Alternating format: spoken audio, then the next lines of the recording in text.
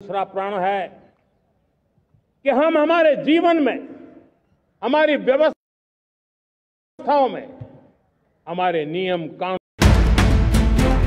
পাকিস্তানের কাছ থেকে পারমাণবিক হুমকির পর সিন্ধু পানির চুক্তি স্থগিত করা নিয়ে দুই দেশের মধ্যে টানাপোড়েন চলছে।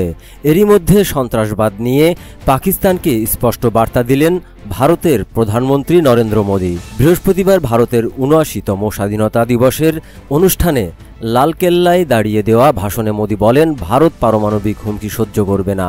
এরপর তিনি ঘোষণা করেন, দেশ সিন্ধু জল চুক্তি মানে না। ভারতের সংবাদ মাধ্যম এনডিটিভি এ খবর জানিয়েছে।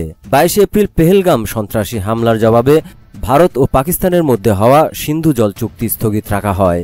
ভারতীয় পানির অংশ পাকিস্তানের সঙ্গে ভাগাভাগির বিরোধিতা জানিয়ে প্রধানমন্ত্রী পুনর্ব্যক্ত করেন যে পানি ও রক্ত একসাথে প্রবাহিত হতে পারে না। প্রধানমন্ত্রী মোদী বলেন, আমাদের পানি শত্রুর জমিতে সেচ দিত, অথচ আমার ভূমি তৃষ্ণার্ত থাকত। এখন ভারত ও ভারতের কৃষকরা তাদের প্রাপ্য পানির অধিকার পাবেন। কৃষক ও দেশের কল্যাণের জন্য আমরা সিন্ধু পানি চুক্তি মেনে নিচ্ছি না। মোদী বলেন, আমাদের দেশ দীর্ঘ বহু বছর ধরে সন্ত্রাসকে সহ্য করে এসেছে। তবে এখন সন্ত্রাস এবং সন্ত্রাসবাদীদের লালন পালনকারীদের আমরা এবার মোটেই আলাদা ভাবব না।